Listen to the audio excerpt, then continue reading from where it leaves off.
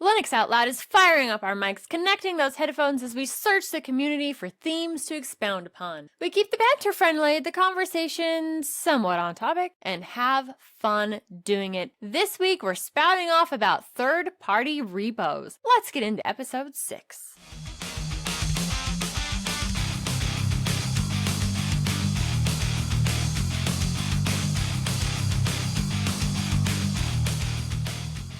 Linux Out Loud is brought to you by DigitalOcean and Bitwarden. With me today are the two wild and crazy guys, Matt and Nate. How are you? Not bad. Fantastic. Yay! Nice that Matt is back. I definitely am this time. Work schedules get changed. I understand he was really offended by the trolling of the week previous, and he had to take a week off because he was having some me time. I was so hurt. You hurt my one feeling that I had, Nate, and never mind. No, you didn't. That would require a soul, too. The one you have left? Yeah. Well, you got something. That one that I have left is all full of words I can't use here. Yes, we hear those pre-show, post-show, sometimes during the show, and they get sliced out. But what did you do during the week that you were gone, Matt? Not a whole lot, unfortunately, so I don't really have a whole lot of stories or any of that fun stuff. The one thing I did do, though, I was able to squeeze in a little bit of a live stream on the GameSphere weekly live stream, though I did have to move 2 of them. That was annoying because, work changes a lot of stuff. This past stream, we ended up playing a game called Fire and Steel. Actually, surprisingly, Nate joined the stream for that one. All I'm going to say is dragons, World War II, and Nazis to fight as the dragon. It's a fun little game. It's like a $4 game. So it was an interesting time killer. You can blow through that game in probably an hour. I streamed for an hour of it, and you literally, I think I had 3 levels left to beat. So it's a really short game. At $3 to $5, who's going to complain? Because it's meant for multiple playthroughs. That was the one thing I did do. So at least make sure join every Monday night at 9 p.m. Eastern for a GameSphere live stream that I do on the main channel for Destination Linux, and enjoy the fun. There's currently a poll up for the coming up gaming session for this week that I'll be doing next week. That's kind of the way I want to interact with the community and stuff. They get to decide. I can show that I'm just a better gamer than Ryan and Michael. Note to self, go edit the poll and add Among Us. Oops, did that slip out? Luckily, one of the polls you can't edit. Maybe. I enjoyed watching you play the game. It was more fun making comments and trying to get a rise out of you. That was probably my favorite part of the stream. It was actually a neat looking game. It doesn't seem like the game mechanics are all that difficult. It's just fly around and light things on fire. I'm a little concerned about how a Charizard can breathe that much napalm. That's crazy go nuts. Nate, see, you just went, and last time you went Pokemon hunting, you just went and didn't find the right ones because you were looking for a Snorlax. I went and found the infinite spewing fire Charizard, so I win. Good job, Matt. You won. None of that made any sense to me, but I'm glad you all figured it out. It didn't make sense to me either. I was lost in the conversation too, and I was part of it. Nate, you're always lost in the conversation. And for those that want the inside joke that me and Nate are referring to is when he went for an extended leave for a little bit of around episode probably 50, Nate, give or take, somewhere in that neighborhood. It was late summer 2020. Yeah, Nate went on a safari for Pokemon hunting. Yep. So go listen to those episodes and you'll find it. We hear from Nate in there. He pops in, talks to us a bit. Yeah, I couldn't just be away and not have something Nate-ish to say. So I did that. Yes, you did. Speaking of things that you've done, Nate, what are some of the things you've been up to and done? Well, I'm very excited to say I did another video. This time, it's running OpenSUSE on the Pi 400,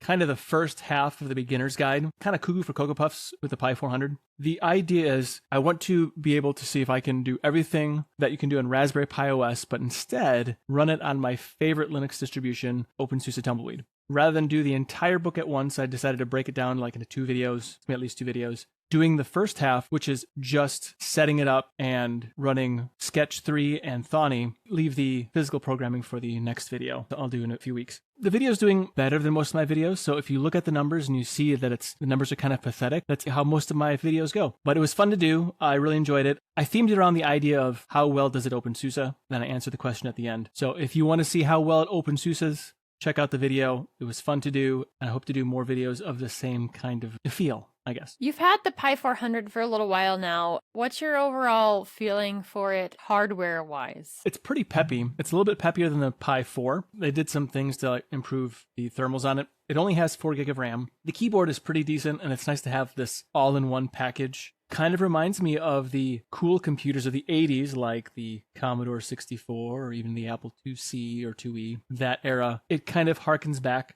to that time. The area where I say it's not so great is if you actually do physical programming, it's kind of hard to get.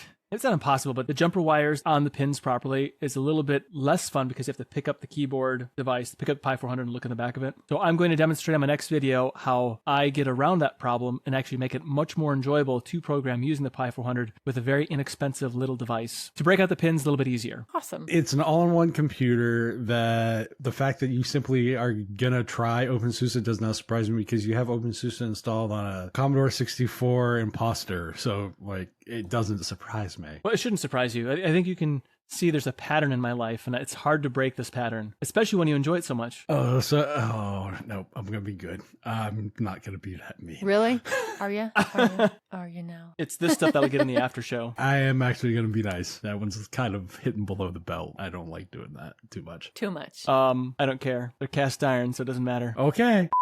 So Wendy, I know that you have tied in fitness with Linux in different ways, but now you've got a project you're following that ties another health aspect with open source? Yeah, and this was actually brought to my attention by somebody else. So my son needed to see another medical professional, and it had nothing to do with the day-to-day doctor stuff, but she was looking at her watch, got a notification, and she had one of those pumps on her arms for diabetes. And in the time that he was going through some other testing and stuff that he needed to do, we had a chance to kind of stop and visit. And she was telling me about when she'd been diagnosed with type 1 diabetes. So that is the type where your body isn't making insulin. You don't have that function anymore. And so she has her pump there, and she's got an app on her phone that is reading the information that comes from her pump. Then through this open source software that she is using along with the pump and the application, it will automatically administer insulin when she needs it. And I had no idea that this thing was even out there. I started doing some research. She didn't say exactly which one she used, but I started doing some research here and trying to figure out like what open source software is out there for people with diabetes that is so cool that these things are there. She said, now this one, of course, it isn't FDA approved to have this app do that automatic adjusting. She said that one of the downsides of it is you do have to not necessarily write it yourself, but there is some hands-on tweaking and stuff that needs to be done to make it work. But for her, it's absolutely been a life changer. So as I was looking through it, I came across one that I think might be the one that she's using. It seemed to be the one that was not only most up to date as far as just looking at the website, but the website looks super, super clean. It has information for healthcare professionals. So if they're wanting to suggest it to their patients and the like, I found it so cool that the open source community is doing stuff like this. I just had to bring it to the forefront. Say something to the community, whether some of you are knowing about this project and using it. I would love to hear from you and how this project helps, how you use it in your day-to-day life, how it works on a day-to-day basis. What do you have to do to make it work? And for those of you out here who don't know about projects like this, it might be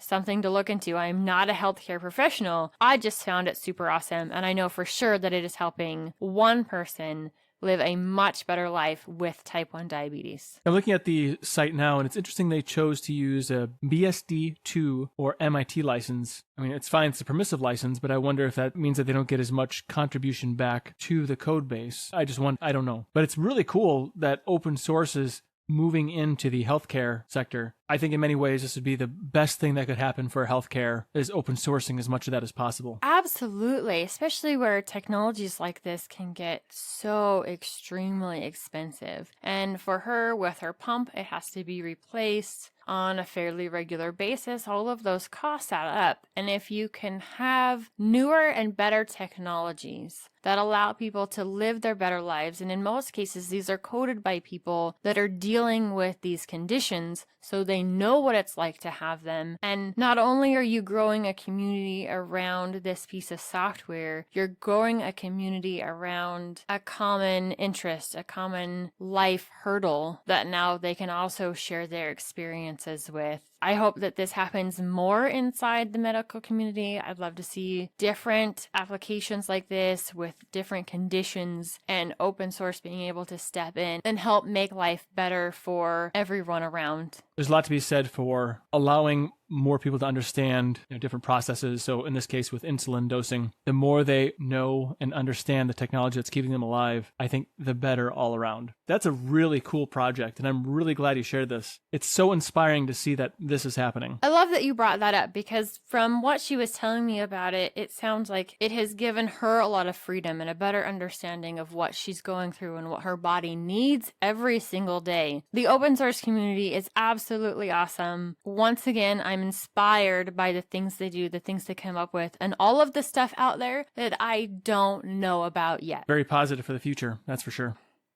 This episode of Linux Out Loud is brought to you by DigitalOcean. Cloud computing can be, let's say, complex, but standing up reliable, affordable cloud infrastructure really doesn't have to be. At DigitalOcean, you can enjoy a comprehensive portfolio of compute, storage, database, and networking products that put your cloud infrastructure in capable hands so that you and your team can get back to doing what matters most, building world-changing apps that grow your business. DigitalOcean also provides you with predictable pricing, robust product docs, and services that developers love. DigitalOcean helps teams regardless of size, whether you're a team of 1 or a team of 1,000 people. DigitalOcean helps your team grow with their simple, powerful cloud computing services. As a listener of Linux Out Loud and a member of the DLN community, you can get started for free. In fact, it's even better than free, because DigitalOcean is giving you a $100 credit when you sign up using do.co/tux2022. That's do.co/tux2022.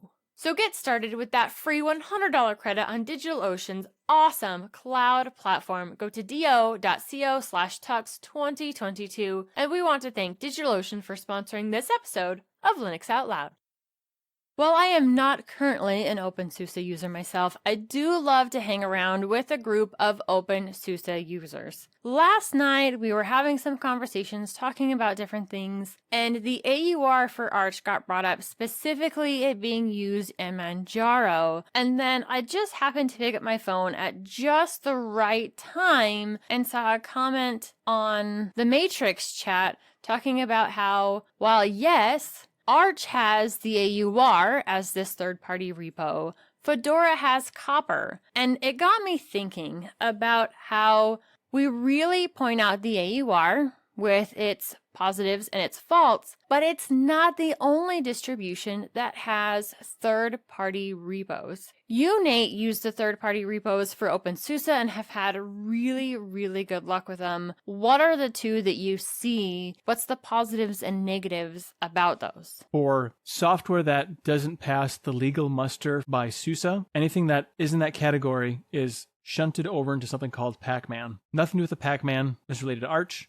Not even spelled the same, but it's where things like different codecs or software that has questionable legality lives. Then there's also the various repositories. They're like PPAs, but not really, but can relate them to that on the Open Build service. Now, what's neat about the Open Build service is because it has the Open QA that's attached to it, someone can host their repository, whatever their software, on the Open Build service and use all the tools that the OpenSUSE project provides, and will build and test those applications and distribute them for multiple different distributions. So you could actually build packages for Fedora and Debian and Ubuntu and so forth. There I add a few specific repositories like KDE extras. It's stuff that's not really part of the official repository, but they are built and tested, but just not as rigorously. And that's it. That's a separate repository. And there's a few other like community repositories, like some more obscure software that I run as well. Now, the neat thing is, because it's all in the Open Build service, rebuilds are triggered automatically for Tumbleweed updated. And for new versions of Leap or whatever, those have to be purposefully done. But it's nice to have updated software all the time in OpenSUSE using the Open Build service. It's part of the reason why Tumbleweed actually rolls so well is because of that. Have you ever had a situation where things break because you're pulling things from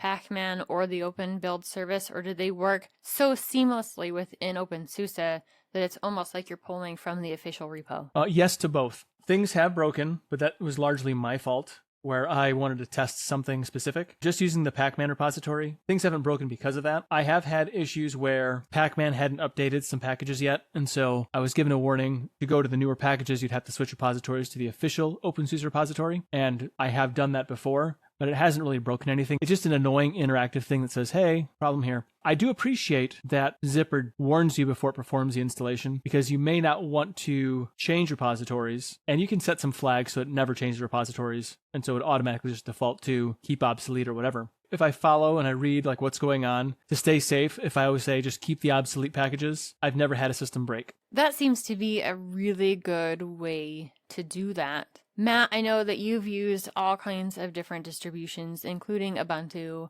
and PPAs. I've used PPAs myself. Have you had any issues with PPAs? What do you think are the positives and negatives of that system? PPAs, personal package archives. When people whine and complain about the AUR and they're on Ubuntu or Ubuntu-based distros, you just happen to mention the fact that, well, you kind of do the same every time you add a PPA, because every time you pull down a package build from the AUR, essentially, it's a different repository. You just don't add it like you do on Ubuntu. That's literally like the low-hanging definition of the entire system. For me, the PPA stuff, it's annoying to add them. They can break. Like one of the things I was testing for Ubuntu Budgie as an example, and I was using the new gaming feature that they added in the Budgie welcome screen, because it's a new beta release at the time. Granted, still currently, I guess, beta because it doesn't come out to April. But the 2204 LTS was the base for it. But a lot of the packages that are available don't have 2204. You would get a security error saying, well, this doesn't have,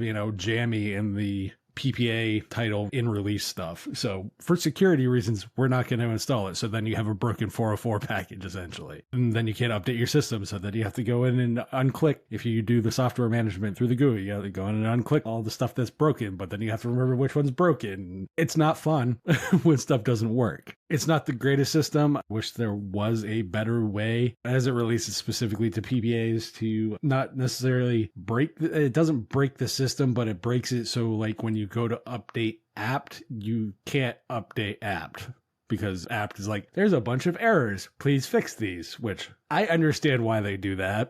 But on the same note, what usually happens is somebody will go, sudo apt install, and they'll force the install. Okay, now you're just going to have a bunch of half packages installed and potentially a broken system. I've seen it both ways. PPAs can be perfectly fine. For stuff that's an official project site, so if you're using something for like Krita and you're using the official PPA for more of the bleeding edge if you're on an LTS. Granted, some of that is mitigated now by things like snaps and flatpaks and app images and all the other stuff. So to me, the point of a lot of, I don't want to say third-party repositories, but the way packaging as a whole is kind of different, especially like on the application layer anyway. The base system doesn't really matter as much, but I've had systems brick because, oh, hey, I want to install core control as an example. It pulls down a lot of new stuff like Mesa and all the other stuff. And if you're on an LTS and it's pulling in all these core components but are for an LTS they're not tested on, you're probably going to have a broken system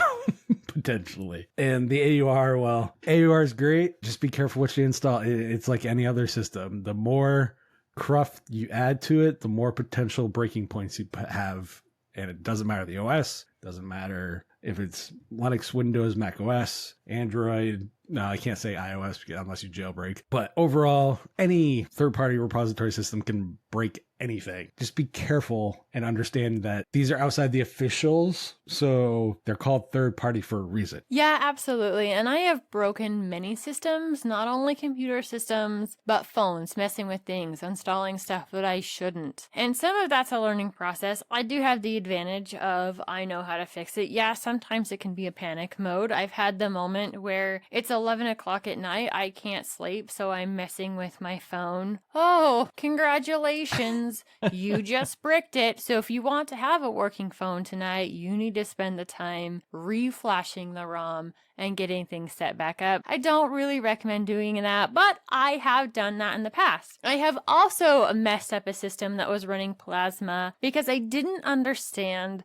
just how vital VLC was to the system overall. And so I went ahead and uninstalled it because I was having issues with it. It made me mad. I didn't want it anymore. And I had uninstalled VLC and oh, wow, look at that. We're not coming to a desktop anymore. Being able to add, remove packages, tweak that stuff in the back end, I feel is a lot the same way of adding third-party packages. If you go digging, removing, and adding stuff that isn't necessarily official, or you may not know just how important it is to the system, things can break and tweak, but at the same time, it's part of the reason why I fell in love with Linux in the first place, because I have the ability to break it. I have the freedom to use my system the way I want to. Sometimes I mess that up, and I fully own that. And other times, it's this fantastic learning experience and everything works great. I have never had an issue with stuff from the AUR, and I have been running Manjaro now for coming up on like 2.5 years, and not had an issue. But I don't pull a lot from the AUR in general. There are a couple things I've talked about in the past that I do pull a specific chunk of the AMD graphics drivers. And the biggest reason why I do that is because I need OpenCL to work in Darktable. Now, what does that mean for anybody who doesn't use Darktable? Basically, it helps my graphics card do a lot of the work in that image processing that otherwise the CPU would be doing. And so it's really, really important when you're working with larger images, you're adding multiple layers, all kinds of tweaking. Having the CPU and the GPU working together is really, really nice and a lot gentler on your CPU in general. Now, I have talked to Neil. Anybody who listens to the shows on the network, especially if you join Destination Linux when it is live, knows about our good buddy Neil. He has talked to me about how they are trying to make that work in OpenSUSE, and I do need to get a spare drive and test it out because I really want to see if that does work. I don't dislike OpenSUSE, but I've been a fan of Manjaro partially because of the AUR and my ability to get OpenCL working in a snap. Install the package and I'm good to go. Can turn that feature on in Darktable. Absolutely love it. But I am worried about a potential issue coming up from an update because of all of the packages I installed from the AUR dealing with OpenVR. I would have much preferred not having to install those packages in order to get it to work. And maybe there's a different way I could have tweaked it in not having to install those packages. But if you remember me talking about it at the time, we had bought this used and I just wanted to make sure before I closed the sale that we actually had a working device. So I was doing anything I possibly could to get it working. Now the downside is this is on my main system. If it crashes, if it goes down, it's going to happen at the worst time possible. Oh, kind of like yesterday when I got home and the power was out and I still had the show to edit. Yeah, not so much fun. That's when the computer's going to go down. One of those times like that. That's always when it goes down. Exactly. I'm cautious knowing that that's potentially an issue. When I first came to Linux, I was using different Fedora systems, and like OpenSUSE, there were certain packages that you just couldn't get from the official repos because of that legal licensing stuff. And so I remember after Corora was gone, installing RPM Fusion, using Copper in order to get some of the additional packages I need that weren't in those official repos. Have either one of you had experience with those? When you say packages, I mean like multimedia packages, I mean, there are some that are not in the official repo of OpenSUSE that I wish were. And I know they're actually working on, I should say, Red Hat Legal has made some more of the codecs okay to to have bundled in now. Apparently some of the legality has changed or something has changed there. SUSE's attitude is, well, if Red Hat says it's okay, then it's okay for us. So some things have been loosened up on the OpenSUSE side as well. It may be things like Pac-Man may become less important core functionality. I know what you mean as far as like the core functionality stuff. I know I've had to install certain things from the AUR from a distro perspective of legal questionability given what they do, like codecs and that kind of stuff as far as, well, this isn't cleared and all that kind of stuff. But it's like, yeah, I kind of need it for my system to play a media file as an example. I don't find me pulling in as much stuff from third-party repos as I once would have for core functionality in a system anymore. Lib, DVD, CSS, and all those other kind of things. There's still some obnoxious workarounds that you kind of got to deal with. But the nice thing is some of the programs that require that stuff, at least from the official repositories, will kind of gently nudge you to pulling those in as optional updates, which is always a nice thing, at least when it comes to like certain applications within Pac-Man and that kind of stuff. It's like, oh, hey, by the way, you might want to install these too. Oh, okay. Oh, it's an AUR. Oh, okay, whatever.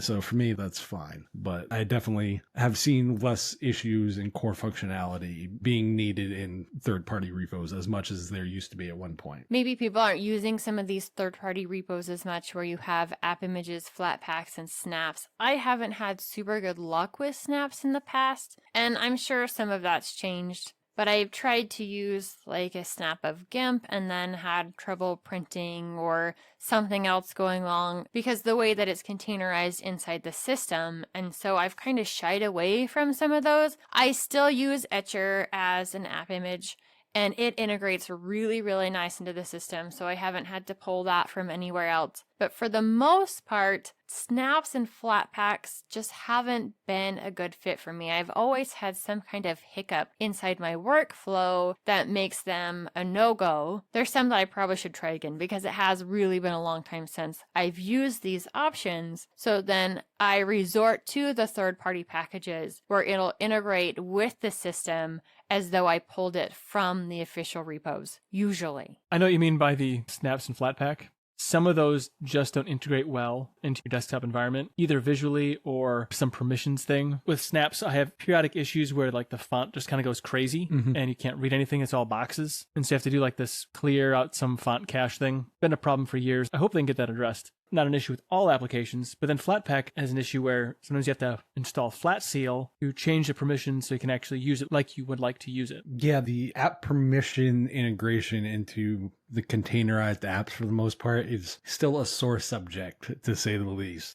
I know for me, I've had issues with like Snap all of a sudden saying, oh, hey, look, you don't have NVENC installed yet. I just used you like 2 days ago and you were perfectly fine. I guess not. It's weird how the containerized stuff can work. I know external hard drives and, SSDs and all that kind of stuff with snaps has been an issue for me in the past. Flatpak, I haven't really had much in the way of issues with Flatpak other than some, again, permissions stuff. Ironically, I want to make this part clear though. When we talk snaps and Flatpaks and app images and third-party repos, yes, we understand these are third-party sources, but the way that they are built is different than the way we are talking about the native third-party repos being handled by the system. Probably want to make that clarification. But I've definitely had issues like you've mentioned, Wendy, with both snaps and Flatpaks. Honestly, I tend to be more of an app image person just because while I understand they have deficiencies like lack of auto updating and, menu integration, which Nate and the folks at Linux Saloon obviously talked about App Image Launcher, which is a fantastic project, by the way. So for me, I'm more of an app image guy. They just give me less headaches. It's literally the equivalent of a DMG or MSI EXE without the installation process because it's literally just right click on it, tell it to make it executable and install. There you go. Problem solved. And that's probably why I've had the least issues with app images in general, because on the system that I'm using, that app image launcher, it's already integrated. And so I actually didn't realize that it was at first another application that was installed on top of it to make app images more integrated into the system. I thought it was something that KDE had done until it was pointed out to me, nope, that's not a KDE thing. That is app image launcher that is helping to integrate that into the system.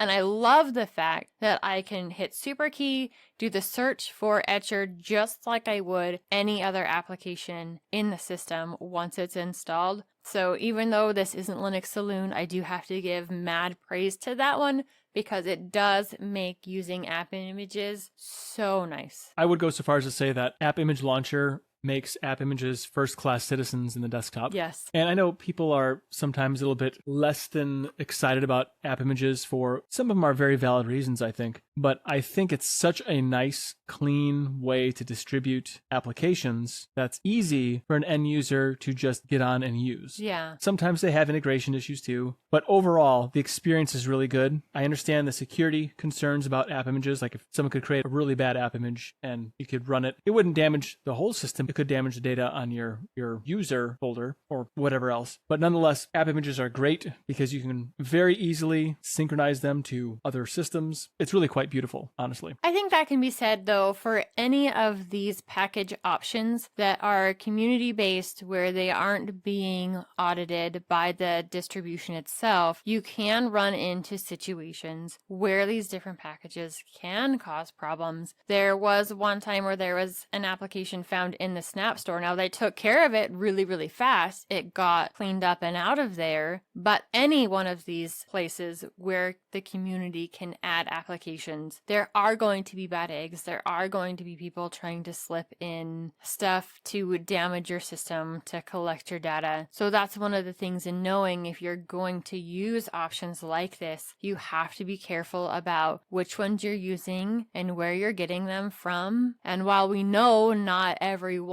is a coder, I'm sure there is another community member out there where you could ask if you're trying to look for an option and being careful about it to say, hey, I need this. I can't get it in the official repos. Does anybody know the best place to get it? I have to say a great source for asking questions like that is the Destination Linux forum, the discourse forum. Absolutely. Because I've asked questions about specific pieces of software in the past. Like, I want to be able to do this thing. And I was given a great set of options to go through and find the one that best suited me. And that's a huge thing about Linux. I think it's not just the technology, although that is a huge piece of it, obviously, but it's also the community that supports that technology and engages with that technology. Everyone knows a little slice of Linux or of the open source world, and they can help guide you in where they are the expert. And that's something I super appreciate and helps keep my system safe from making bad decisions. Yep, that's what I appreciate about the community. And that's an inside joke for anybody who watches Letterkenny.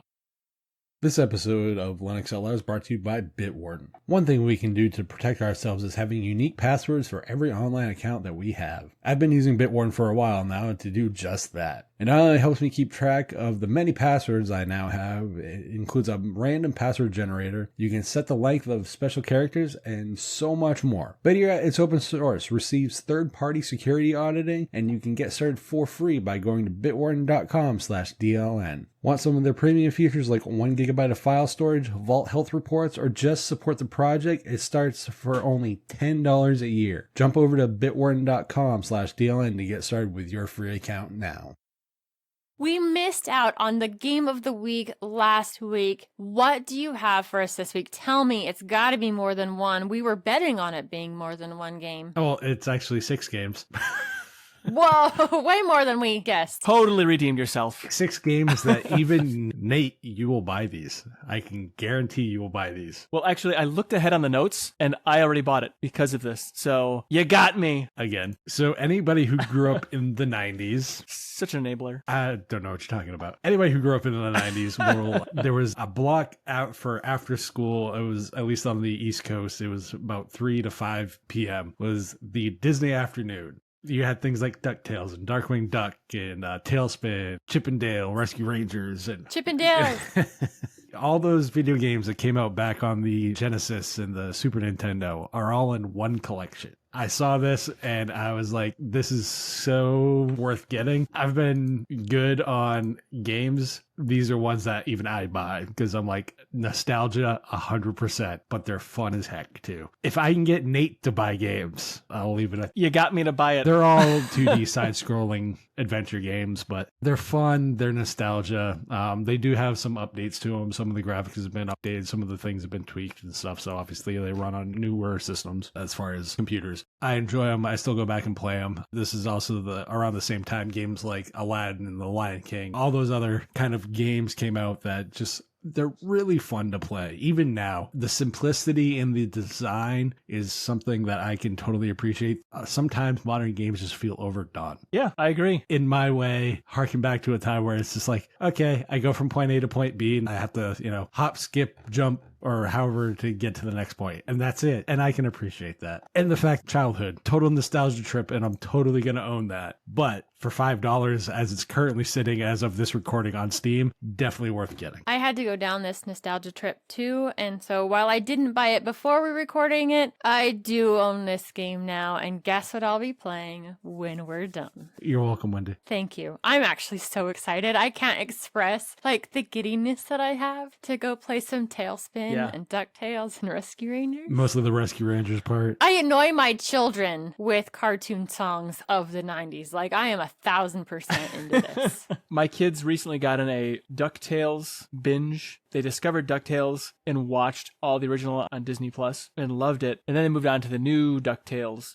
It's funny because these cartoons are actually so good. They hold up today. I watch these things today and they're still funny. They're still good. Some cartoons from the 80s do not hold up, but the Disney Afternoon absolutely does. I didn't play DuckTales 2 or any of the Rescue Rangers games or Tailspin, but the first DuckTales game and Darkwing Duck, I did play those a little bit, I think on the Nintendo Entertainment System. So I'm looking forward to giving this a spin, especially on my Steam Deck that I don't quite have yet. But soon, I'm told, Q2 this year, I cannot wait to be playing that, sitting on the recliner in the living room, telling everyone to do their chores while I have fun. I cannot wait. There was only one of the Disney Afternoon that I couldn't watch again, and that was Darkwing Duck. Now, as a kid, I didn't realize how full of horrible dad jokes that show is, and I sat down to watch it with the kids, and it was like, oh my gosh, I feel like Michael's in the room with me. That's actually why I enjoyed it so much, is I was laughing. I'm like, oh, I gotta write that one down. Oh, I gotta write that one down. That's a good one. We now know where Michael got his habit for bad dad jokes. Yeah, Darkwing Duck. Darkwing Duck. Let's get dangerous. Darkwing Duck. Yeah. I know, I've got the song stuck in my head right now. Oh my gosh. When there's trouble, you can call DW. I'm the quackiest cracker in the darkest of night, or some stupid thing that he would do. And you're just like, that makes absolutely no sense. Exactly. It's just dumb all over, and you laugh. I am the lint that is stuck on the lint trap of fighting crime or whatever.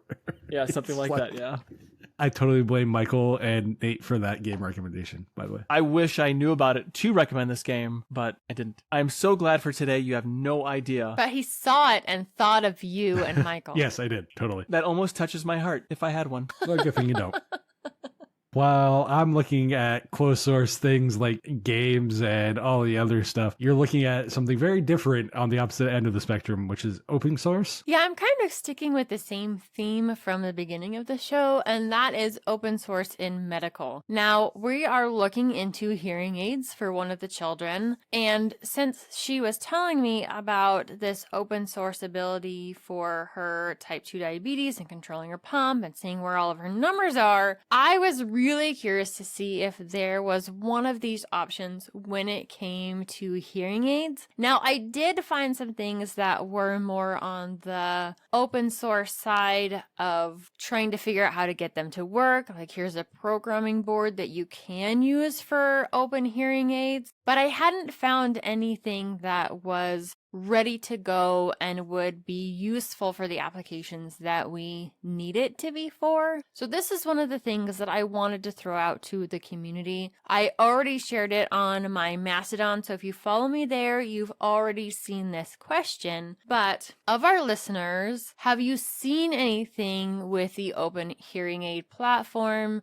Have you tried it? Does it help? What are the things that it needs? Because if this is something that I can get involved in. We can do our best to help out with answering questions, helping with tweaking. I absolutely would love to. Now, the first pair that we buy probably won't have or be part of the open platform. It's one of those things that I'd like to get done for him as soon as possible. But from what I found out, a hearing aid purchase isn't a one and done, especially when you're dealing with children. They need to be replaced. 3 to 5 years is what I looked at as far as numbers go. So it's something that we're going to have to do again. It's something that's going to be happening throughout the life of the child. And so if we can have one set that's working really good, that we know works, and be able to maybe play with some of that technology at home and find an open source option that works well and definitely won't cost as much as what other hearing aids do. I'm throwing it out to you, community. This is something new that I'm walking into.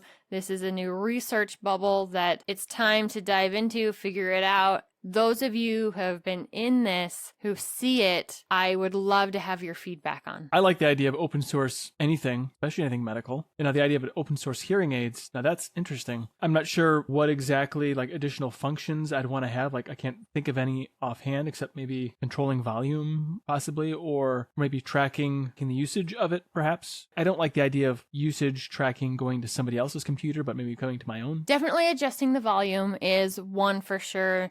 Being able to keep track of where your batteries are, because now most hearing aids have nice rechargeable batteries that go on a charger every night instead of the ones where you have to constantly change out those teeny tiny, hard to get in batteries, hard to get in and out little round batteries. They need to be able to filter out background noise. So for this particular child, if there's a lot of stuff going around in a room, it's not that they can't hear what's happening. It's that there's just so much going on that audio isn't being processed in a way that it's understood. The hearing aids that we're currently looking at kind of help dampen that background noise, bring forward the conversation with the people immediately around them, and they'll be able to hear what's going on. One of the other things that these hearing aids can do, besides having really cool Bluetooth features, so now you don't have to take out your hearing aids to listen to your music or answer phone calls, but you can have additional mics or attachments. So if they're in a classroom situation, they can have their hearing aids in, the teacher has a little piece that they're wearing on their shirt, and as they're talking, no matter where they are in the room or the noise that's going on in the room,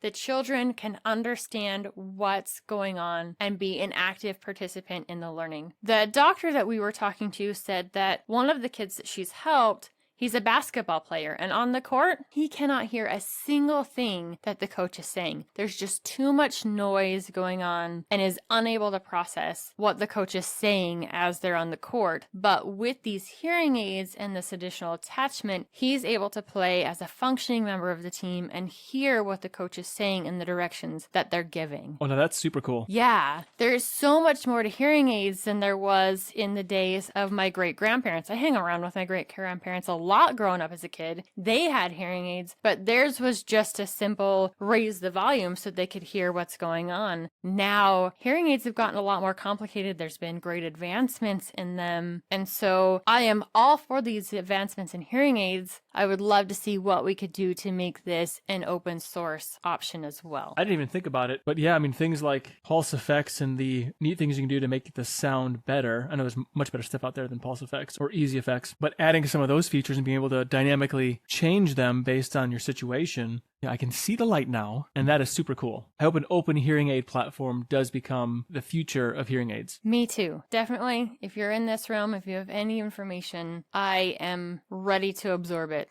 I want to know everything you've got to say about it, even if it's not necessarily related to the open hearing aid platform themselves, just your life in dealing with them, especially if you had them as a kid. All of that stuff is great info for a mom to have. It's time to jump back into gaming. Matt had something for us. This Disney Afternoon Collection isn't the only game you've purchased recently. What's the other new one you got coming, Nate? It's a game that is not released yet. I'm sure it'll work just fine on Linux and it really doesn't matter. I'm sure I'll find a way to make it work. But it's the Lego Star Wars The Skywalker Saga. So it's all the Lego games from 2005 and since that are Star Wars related, all wrapped up into one. Now, I was pressured by my oldest to buy this. Okay, he didn't really pressure me. He says, "Hey, Dad, this is coming out. Are you interested?" And I said, "Yeah." So I ordered it, the deluxe edition, so I could get some extra characters, I guess, or whatever. And I'm very excited. It's coming April 5th, 2022. And this will be the first game I have ever purchased before it was released. I want to make sure Matt heard that because he always rags on me for not buying anything that's so new. Arguably, you could say that this is kind of old as well, but it is new. I cannot wait to play it on that Steam Deck. Do know, Nate, I would rag on you for your game choices regardless, for the most part. So it doesn't matter what I choose. I will give you props because I'm assuming this is 9 Lego games in one, if I remember correctly. Basically, yeah, it's all of them. I will give you props. The fact that it only took your kid to mention it and you pre-ordered it, I'm starting to get you into more modern games. Well, I'm not going to give you credit for that, but you can take the credit. Well, if it has anything to do with Star Wars, I don't know if you're a Trekkie too, but Yes. Star Wars, Star Trek, C64, and apparently a Disney afternoon, you've got Nate hooked on whatever game you're talking about. Pretty much. If it harkens back to something of my childhood, it's basically a shoe-in. Now it's your turn to toss in your 2 cents on today's topics. Hit the discourse form, drop us a line under this video, or on the contact form by visiting dlnextend.com/contact. If you would like to hang out with us on our preferred social media, I do drop things on Mastodon every now and then. See the links in the bottom of the show description. Find other great shows like Hardware Addicts, GameSphere, Linux Saloon, and so much more at destinationlinux.network. Say you want to show off your love for your favorite podcast. We don't have anything up for Linux Out Loud yet, but there is awesome things for many of the shows, like the gamer-centric I paused my game to be here shirt. I still need to get myself a Hardware Addicts desk mat. It needs to be coming very soon. As always, we thank you for joining us. We'll be back next week with another awesome episode of Linux Out Loud. Until then, keep the banter friendly, the conversation somewhat on topic, and have fun doing it.